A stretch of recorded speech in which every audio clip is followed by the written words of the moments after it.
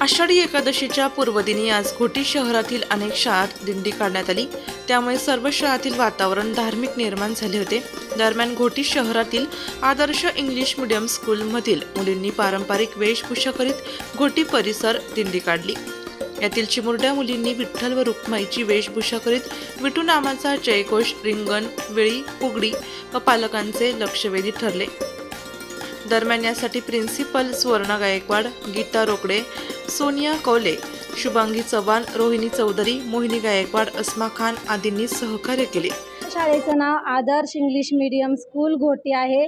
आम्ही आज इथे मुलांना वारकरी मेळावा भरवला आहे। आज सांस्कृतिक जे कार्यक्रम आहे ते नष्ट होत चाललेले आहे। त्या दृष्टिकोनातून हे वारकरी संप्रदाय पुरातन काळापासून चालत आलेला आहे आणि त्याचं जतन व्हावं म्हणून आम्ही आज या मुलांना वारकरी म्हणून इथं दिंडी काढलेली आहे। आणि या दिंडीमध्ये कुठलंही नियोजन नसताना सर्व जाती पंथ धर्मांचे एक होऊन हा सोहळा पार केला जातो।